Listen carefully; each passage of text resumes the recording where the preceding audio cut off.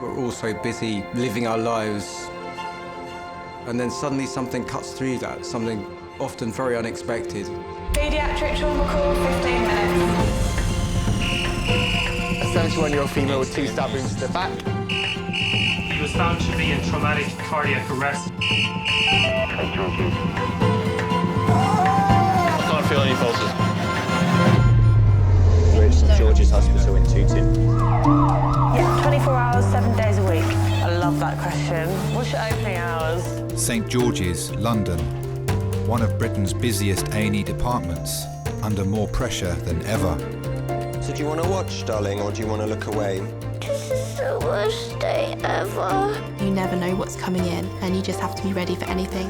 Gas canisters exploded, 15% burns to hands, face.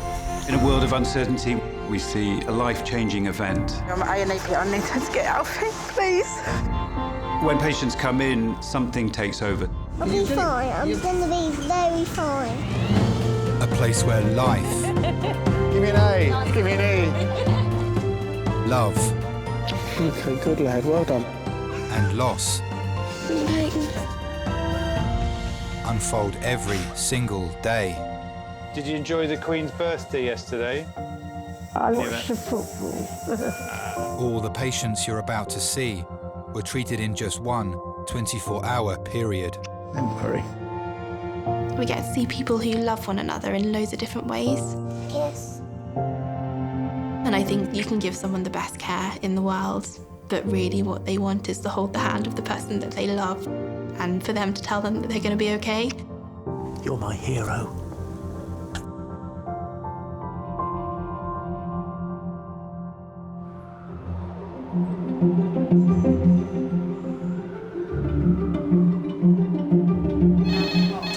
A&E, can I help? Because popcorn's just stuck. There's 5 that could possibly impact it. You could really try and do it with one of the middle ones, either the top one or the top base one, and see if it will clip it down.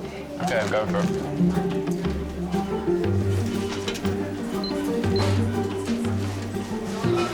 Jackpot.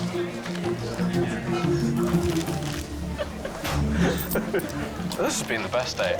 I used to be an A&E more often. Still 2 up there. Do you want any more of these taken before I finish them? That's fine. Not really a huge fan of crisps anyway. Okay, I'm Simin. I'm one of the A&E doctors. I'll be looking after you today. When I was young in Iran, we had an earthquake in my country, and I saw people from Doctors Without Borders. So tell me what happened. What brought you here today? I do remember when they found somebody still alive, the reaction that people had. You could look at the face of medical people and you could see the satisfaction, regardless of how many hours they've been going on. Okay, all right, have a good day. For me, it was an inspiration. And that was the time that I decided that I want to do medicine. Do you mind just having a quick look at number 5? My job is the big part of me. You come to work and you think it's a normal day. And are you feeling feverish at all? And you get people coming with really, really unfortunate stories. They told me you're known to have type 1 diabetes. Sometimes you just need reminders. You get a patient, you listen to their story, and then it clicks that this is something that can happen to anybody. And that's the moment that you think, well, I'm gonna go home today. I'm gonna call and talk to my brother. I'm gonna text my mum.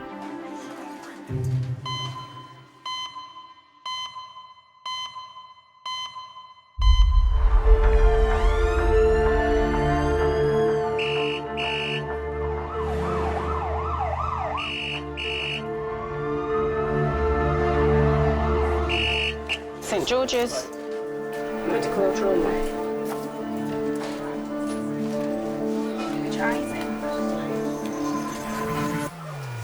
Adult male trauma, 25 minutes. A 70-year-old man is being rushed to St George's after falling from a boat and suffering an injury to his eye. Fallen from boat onto face. Wood in left eye. When you get that initial information that somebody's coming with a piece of wood in their eye, Your first question is like, what are we going to do? How bad is it? Is it ruptured? Is it bleeding behind the eye? Is it just the eye, or is it something more? The man's partner is travelling in the ambulance with him. That day, I was doing housework. George had gone out and he rang me to say that he was on his way to the island in the Thames where we moor our boats.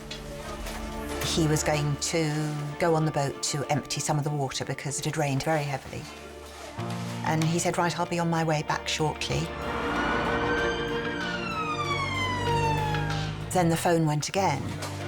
I thought, oh gosh, what's he ringing about now? I could tell it was George, but it didn't really sound like George. This sort of muffled groan. And he just said, I've fallen on the island, and that was it. And I thought, oh, goodness. I knew something really bad had happened. I just dropped everything and jumped in the car.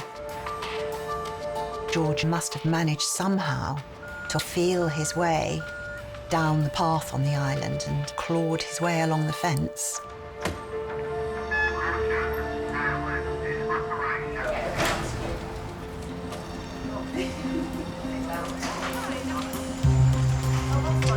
By the time I got there, paramedics were there, so his head was all bandaged up. There was blood everywhere.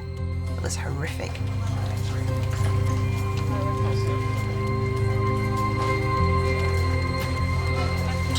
I nearly fainted a couple of times.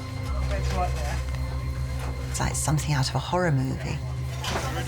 Yes. This is George. He's 70 years old.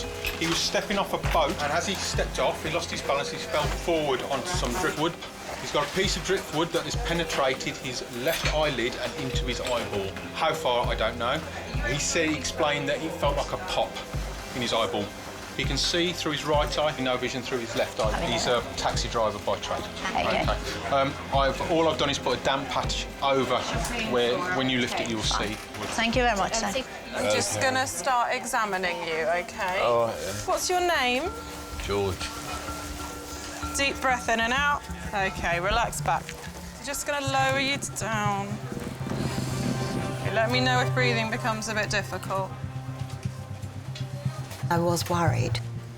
I don't think you look to the future very much in that situation. You just think, what's the damage? I'm just going to have a look. Is it near the brain? Has he lost his eye? You just don't know, do you? Have a look to see whereabout that sits. Nobody can survive that sort of injury without being badly affected.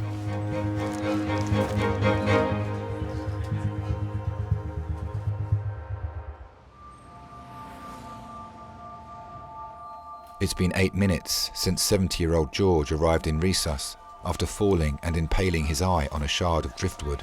So, Simon. Go on.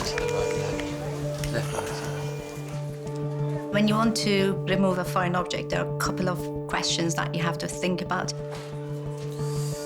Where is it sitting? What structures are involved? Is there any saline? But going a little bit further, you've got the brain behind it. OK, just keep your eyes shut. Well done. Just see exactly where this is sitting. And any spare gauze at all? Yeah.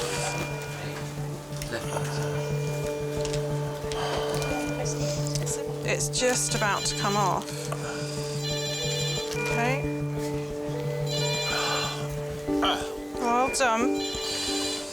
So it was above, it was basically on the eyebrow rather than the globe.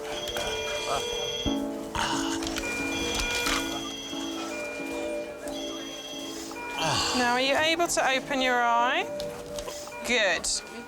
Yes. Now, as you do that, I'm just going to have a look. You have got somebody, they're in an unfamiliar environment, they're lying flat.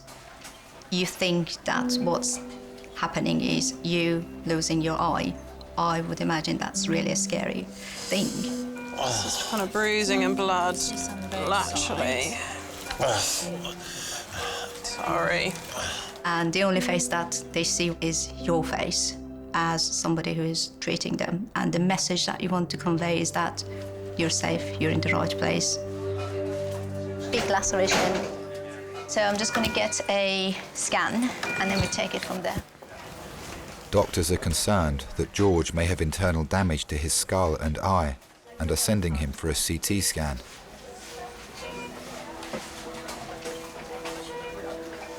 People ask how we met a lot. We met in a pub in Teddington. I was 50 and he was 53. He said he was 52, but soon got to the bottom of that. It was just a little pub night. It was very jolly and it was a bit like a little party, really. And suddenly, George walked in and he looked very out of place. He was just very different from everybody who was there.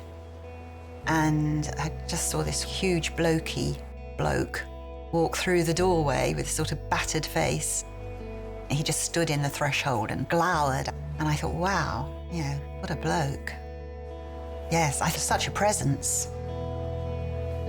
I think I fancied him a lot more than he fancied me. And so I walked up to him. I had had quite a bit to drink, so I was sort of quite uninhibited. Breathe in and hold your breath. We started talking, and I realised George was a London cab driver, of course. That sort of really was iconic, fantastic. I'd never been out with a cab driver before. Not only does he look like one, but he is one. And he drove me home in one. Ready, steady, slow. After I was divorced, I used to think, oh, you know, I'm never going to have companionship. I was completely on my own. I had a nice life, but I didn't have a relationship. I found that with George.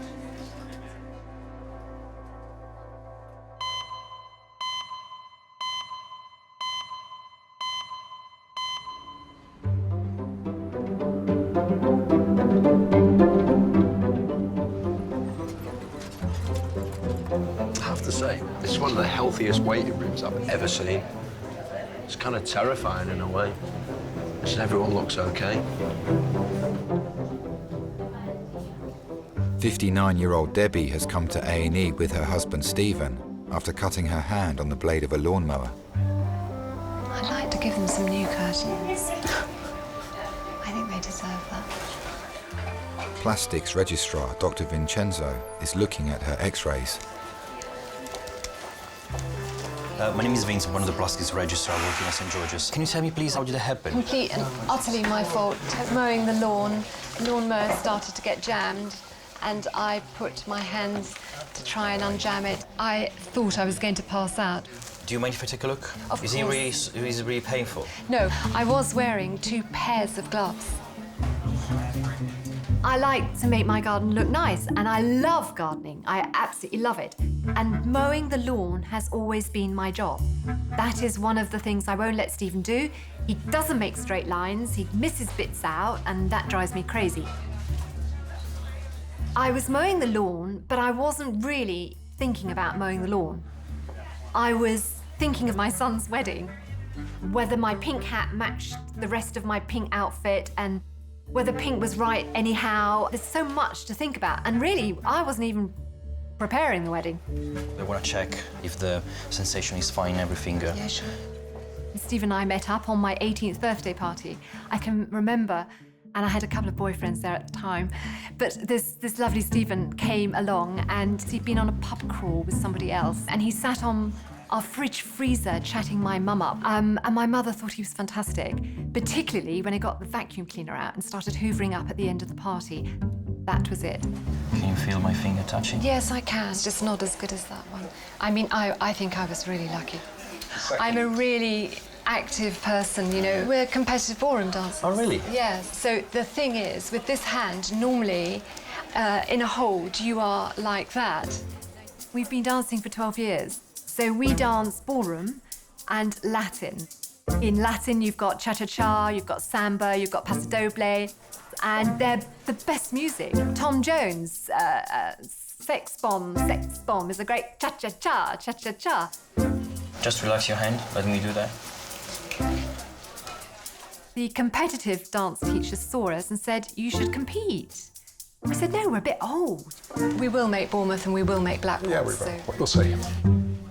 You have to really want to dance. There's a deep laceration, of course, so the wound has to be explored properly. I think you need surgery at some point, because even if the tendon seems to be working fine, sometimes they're partially divided. In that case, you might need to be fixed.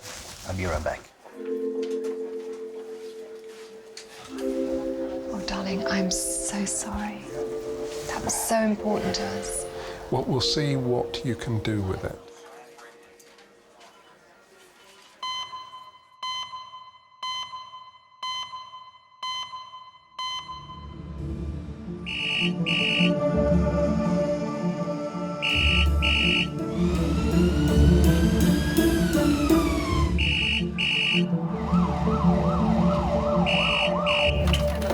Resus, Simon speaking. Yeah. Go for it. Okay, 8-year-old. Yep. Pediatric trauma call, ETA, 15 minutes. An 8-year-old girl is being rushed to St George's with a pair of scissors stuck in her thigh. She's 8. Also working in Resus today is consultant Reese. I'm hoping it's accidental. Don't run with scissors. When you hear that a child is coming in with a penetrative injury, my main worry is where is the injury and how did it happen? The girl's parents are travelling in the ambulance with her. My daughter, Chantal, came round. Phoebe gets excited. Climbs all over Chantal when she comes and visits. Because she's Chantal's baby sister. We usually sit around the TV and chat and we'd order kebabs. So we wait for takeaway. Phoebe's cutting up some stickers with some scissors, put them in a book. So she puts the scissors in the armchair, but she didn't think they were sticking up. I was in the kitchen talking to Brian, Phoebe's dad.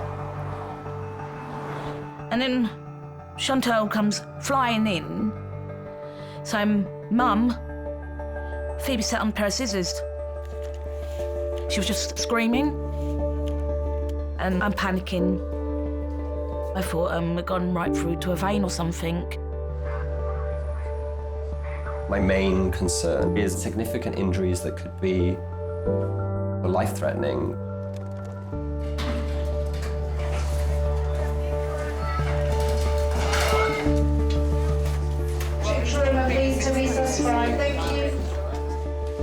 I think it's really difficult when parents have to hand that control over to us as the medical team. Okay, hold on to your teddy, darling. 1, 2. Okay. Phoebe was playing on her own and screamed out to get Mum. She had the scissors in situ. Do you want to watch, darling, or do you want to look away? It's really important to keep a child calm when they're in the Resus environment because it's so frightening for them. Some children actually say it's better to watch because then they know what I'm doing. But some children say, actually, I don't want to watch and I'd rather look at Mummy. Mummy, I'm scared. I know, okay. Darling. You know it's okay to be scared? Yeah? Well done. All right, princess, you don't need to see this bit. You just need to see me. I don't want to watch. So it's like 3 centimeters in. You're going to take him out? No, we're not. I'm going to want to do an X-ray to see where it's going, and then we're going to arrange for us to take it out. And we're going to... You won't feel anything, no. The first question that I'm asking is what sort of important structures are surrounding the area where that scissors is going? So if the scissors are deep, then I'd be much more worried about internal injury to maybe the vessels or some of the nerves.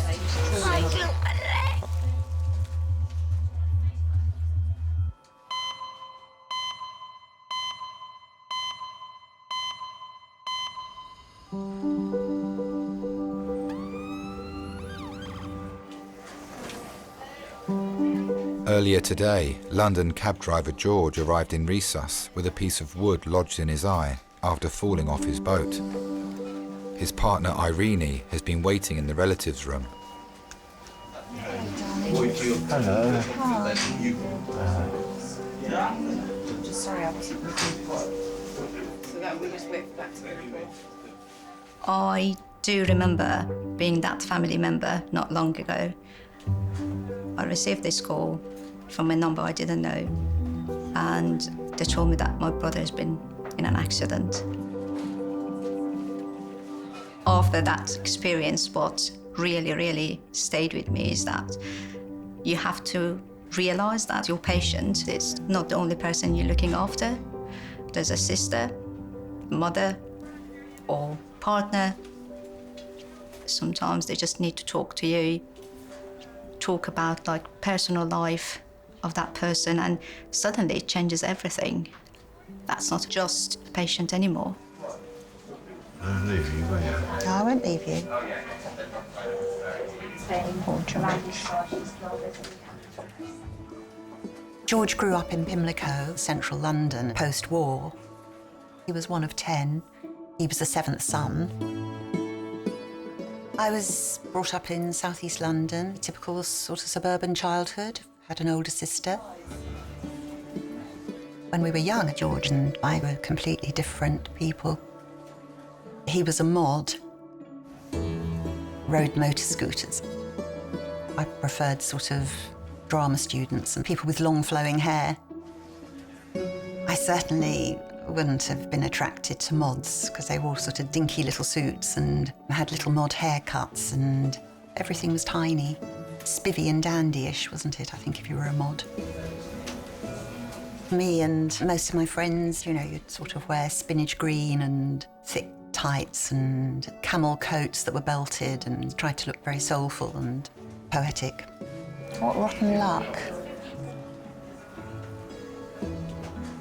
George and his friends, of course, they were in central London and they all seemed to be doing extremely glamorous things, going to all the dance halls and Impales. I would go to the Lake District and go to the New Forest camping and that sort of thing. So I think I would have been very fish out of water if I'd known George then. Oh, great. But it's just something just to wet his mouth. Oh, lovely. Thanks awfully. No worries. Got something to wet your mouth a little bit, George. I think sometimes it's easier to have a relationship with somebody where initially you might feel your poles apart, but then actually you realise how much more you've got in common, and it's quite nice as you do that. And we've always enjoyed doing the same things. If it's still feeling cold. We belong to a boat club, and we did the day skipper course there. Does that feel better? Whatever you do to me feels We like to drive over to the island where he's got a mooring. It's like walking into another world. We pop down there quite a lot in the evenings. Time just goes by, the river flows by. It's a little oasis of tranquility. It's just lovely. Is that better? Simon? Yeah? Can I just check with you? Just max facts, or would you look? Doctors now have George's CT scan results. They reveal internal bleeding behind the eye. Hi there, my name's Dr. Carrie. I'm one of the A&E doctors. Oh, yes, hello. George, I've just been asked by one of the specialist doctors to just do a couple of things to examine, just to give them a little bit more information. Yeah. So just going to take that gauze off. OK.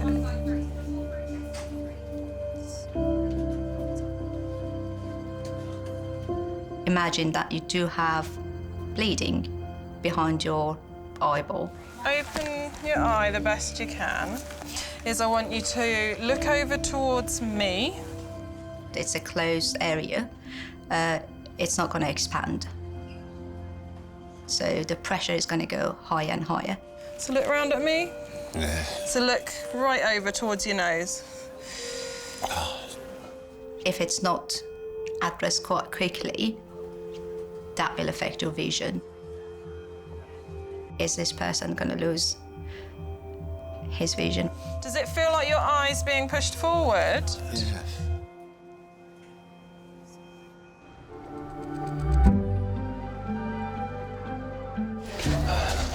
Have a seat, mate. So, what have you done? I've stepped on a glass in my bedroom. I've just knocked it over, stepped on it, and then I've fallen into my TV and broke my TV. Fragile tape. I've never seen that before in 28 years. I don't know why we've got fragile tape. It's quite cool, isn't it? Very cool. Yeah. 59-year-old Debbie has come to A&E after sticking her hand in her lawnmower whilst removing some grass cuttings. Why did I do it? Just happens to everybody. Dr. Vincenzo will explore the wound to assess the damage. Just a couple of injections on the base of the finger, both of them. Sorry, ma'am. 1, 2, and 3. Apparently from the X-ray there's a fragment. Yes. So there's a fracture on the middle finger now. So the nails have to come off. Yeah. Yeah. They will grow back, but it will take some time. I'll wear false nails, don't worry, light false lashes. Although I came from a very happy household of 4 girls, I was absolutely delighted when I had 2 boys.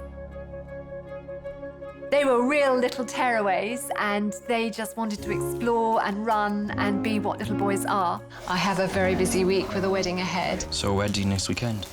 Yes, my son. Tim is 36, so he wasn't getting married as, you know, a 22-year-old. As you get to the planning stage, it was very exciting, as all weddings are.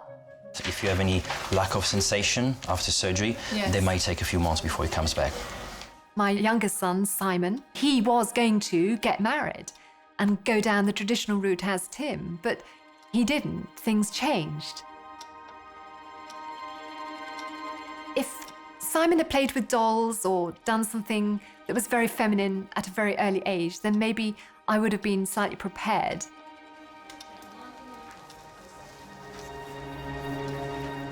Simon transitioned about, I think, 4 years ago now, although fully transitioned, I think it's only a couple of years ago, and is now a girl.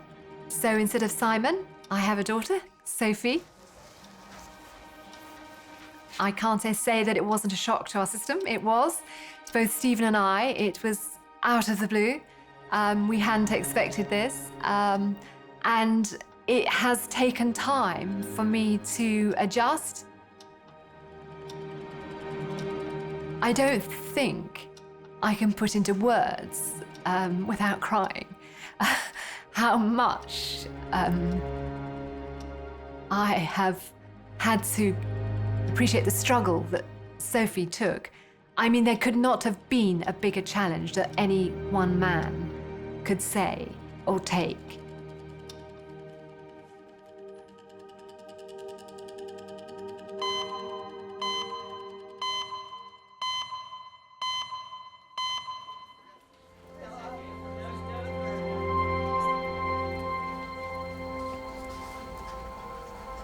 Eight-year-old Phoebe has been in resus for 25 minutes after accidentally impaling her thigh on a pair of scissors. Her mum and dad are joined by Phoebe's older sister, Chantel, and her partner, Reese. There she is. You're still in there? Yeah. We can't use them ever again now. Well, no, I'll be put off life, I have. Orthopedic doctor Ishan must rule out any damage to the nerves in Phoebe's leg. Hello. I am Ishan, one of the orthopedic doctors. What's gonna happen, Mummy? I'm not going to touch you even. Just ask you to do a few. Can you move your toes for me? Excellent. So come around that.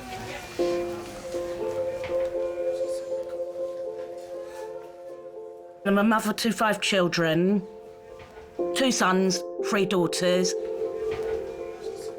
I wanted to be like my mum, have a big family, I did. I always have been maternal. I was 17, still living at home when I fell pregnant with Chantel. Because Phoebe's the youngest, she's a little monkey. She's always on the go, very active. It's a hectic lifestyle. Can you feel me touch here? Got a 3-bedroom house. I've got Samuel and Liam living at home, and I've got Phoebe living at home as well. And each child has their own room. I'm not going to be one of those people that go ask him to cancel for a bigger house. Mum, I'm so scared. What's with me? Me and Brian sleep downstairs on the sofa bed. Good girl, Phoebe. And we just put up with it. It's not comfy, you know, putting it away, bringing it out every night, and it's just constant. But I won't change it. I love being a mum. It's going to keep you like that. We're not going to move you. I'm going to take an X-ray, okay? Doctors must now X-ray Phoebe's leg to see how deep the scissors have penetrated.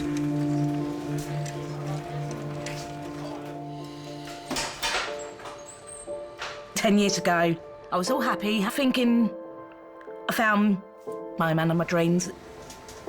I felt pregnant. You know, thought it was all going to be a happy family. And then disaster strikes. I got to my 20-week antenatal appointment, and they said they couldn't find a heartbeat. She said, you're going to have to be admitted to hospital.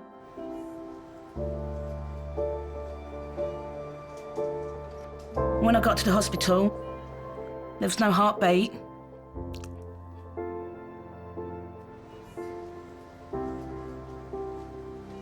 It's been 10 years since I've lost him. I got a chance to name him and have a good send-off for him. Yeah, we called him Nathan, we did.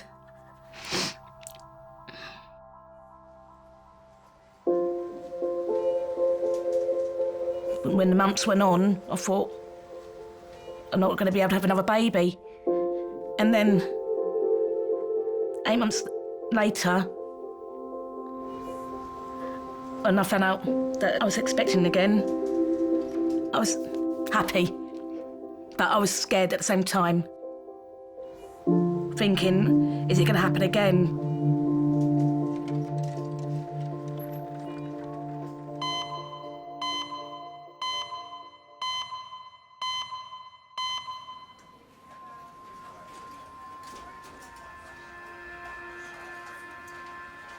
Taxi driver George arrived in A&E after falling out of his boat on the Thames and impaling his eye on a piece of driftwood. His son Paul has arrived. He's recovering, mate. It's okay. It's like a professional carer in there. Does it look good? When you mention that George is a cab driver, people know what you're talking about, and they already have an image, and he is very much what people have in mind. He is a typical cab driver, I suppose. Look like a proper pirate now with an eye patch. Say, yeah. One of the nice things about cabbing is that in some ways it's still very much as it was 40, 50 years ago. You're still picking up strangers, and you've still got a certain reputation and credibility. He gets up really early. He just creeps out of the house, and I hear the cab, and hopefully it starts, and then I hear him disappear up the road. He works at the airport, and I understand that while they're waiting, there's a canteen, especially for the London cab drivers, and they sit there and play cards, tell jokes, have bets. I think they just have a laugh. They really enjoy each other's company. And occasionally, if they're lucky, they get a couple of fares. It's very important to him, and that's his life, really. If he lost his ability to work, I think that would be devastating for him. Specialist Dr. Lino is examining George's CT scan results. Hello, hi. Hi. George? Hello. George, it's Lino. I'm one of the surgeons. Yeah. Just had a look at your scan. Basically, I can tell you there is a small fracture on the floor of your orbit, or the bony socket, okay, of your left eye. Yeah. And there is a slightly larger one on the side. This means that you will need to be seen by an eye doctor, but we want to see first how's the eyesight going.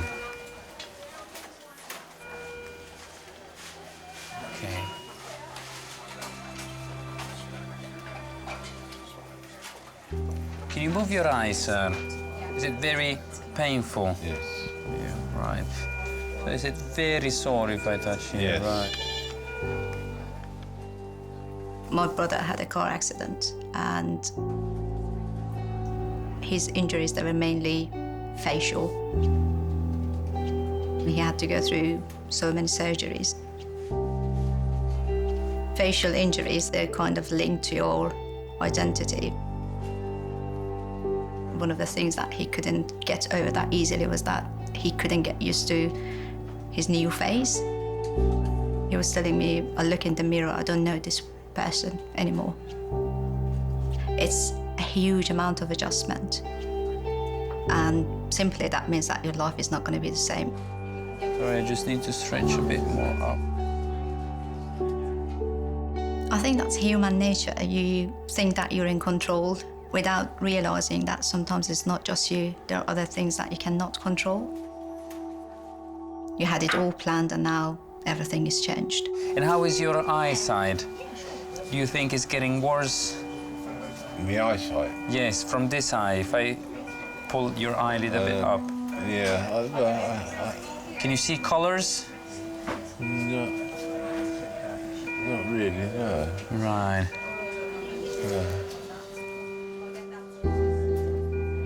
Lots of people say you can manage with one eye and you can drive with one eye. You can't drive a cab with one eye. And I just thought, gosh, how is he going to cope if he has lost the sight of one eye? I don't know. Can you see the colour? Flashing you. Yes. Can you see lights? I can see your head. I don't know if you got a glove on or not. He might stop being the George as I knew him and relied on him really as always being forthright, loud, able to sort out situations. He might not be quite the same again. I'll put this small gauze on top again, okay? Just very, very gently.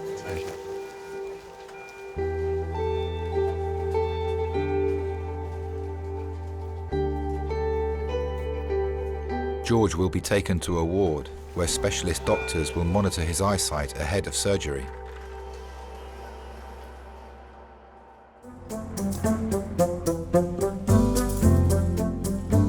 Right, do you want to have a look? It's quite nice work, isn't it, Craig? Yeah, it's pretty good, I hope. Yeah, it's good. Craig is literally, I'm going to write him the best review. I don't think they have TripAdvisor for, like, for doctors. If you go into Tooting, St George's, see Craig. Request Craig. Well, I think I'll deserve a glass of wine when I get home. I think what I'd like is Marmite on toast. Tonight? OK, yes, that's good. It's my favourite. OK, fine. Hello, hi there. We're just going to come and put a little dressing on there. Oh dear. Okay. We're going to have to take the nails off. When they fix it up tomorrow, yeah. It looks like it's right through to the base there a little bit. I've got a wedding for my son. I gave birth to a Simon, but I have a Sophie. There was a process in order to find the positive side to it. Sure. Okay. Sorry about this. No, that's okay. Although I still make slips with the name and, you know, it is still something I think about. I'm totally happy. We go shopping together, we have lunch together. Go get you some other little goodies there. Thank you very much. I haven't fully understood it. I don't think I will ever fully understand. As long as I fully understand my Sophie, that's all that really matters to me. But I think that actually it's important that you accept. It's always been different. No, it's OK. Part of the reason I married you. I think through your lives you need challenges. And Sophie has been one hell of a challenge to me, but I love her dearly for it. Thanks. You know, I was his mum, and I'm her mum now. So, you know, there has been a big change. but I'm still mum.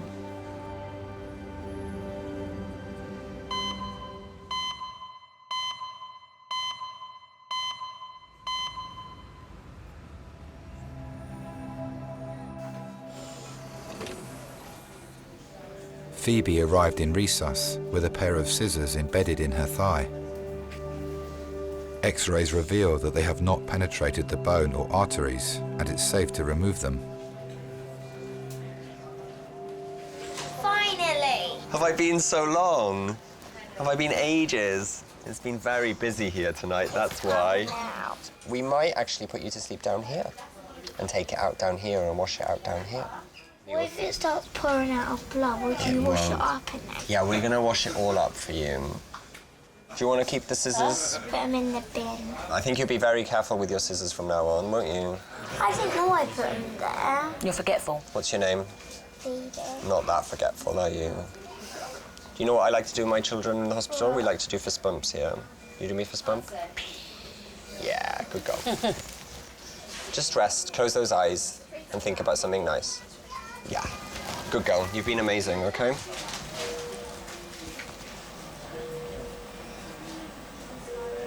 Love ya.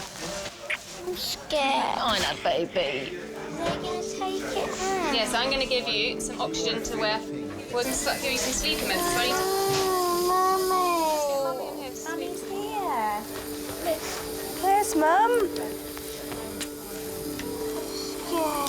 Be all right. I fell pregnant with Phoebe. In the same year, I lost Nathan. Let's have a little look at your thigh now. And I found out I was expecting. I didn't tell Brian until he got in from work. Are you in pain still?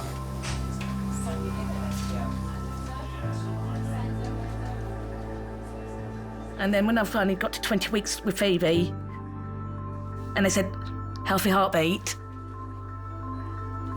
I cried, actually. I actually cried when I knew she was still with me.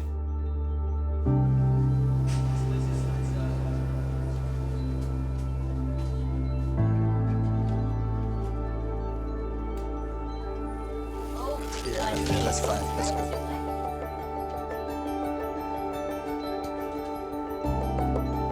She was so small when she was born. 6 pound, 9 ounces, awake early. From that moment, she let out that little cry and then straight to my arms. It was just a strong bond.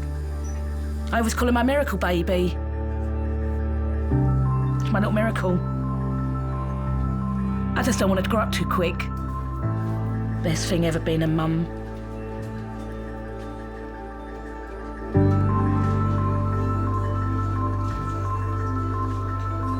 Phoebe will be taken to a ward for observation to make sure there is no further damage to her leg.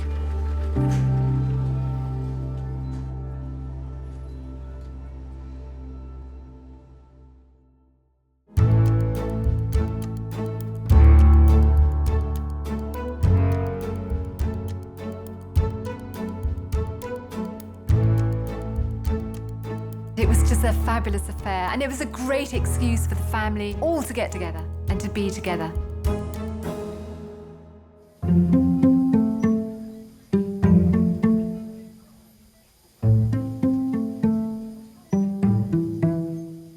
When I hurt myself, I mostly wanted my mum. She never left me.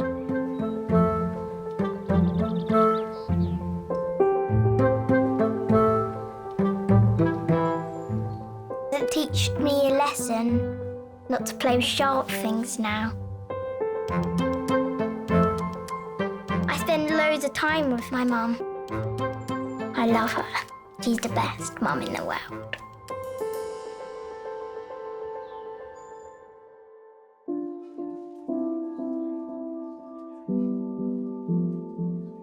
I remember George saying, I don't care how long it takes to get better. I can't work for several months, that's fine, but I would like to have some sight in that eye. I was thinking, I'm not sure whether life will really get back to normal again. But I thought as long as he gets a bit of sight back, that would be great. but we didn't hold out a great deal of hope.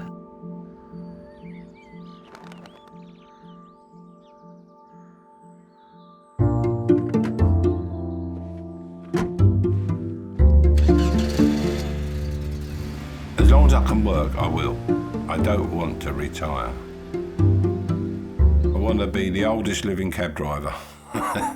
And don't ask me how far I've got to go to do that. They can put that on my headstone or something.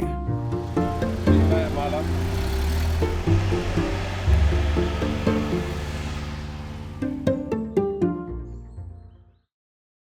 Should you have a selfie while we're sitting here? Oh, come on then. Hello, St George's. Skull fracture, C1 fracture, T4 fracture, rib fracture, facial fractures.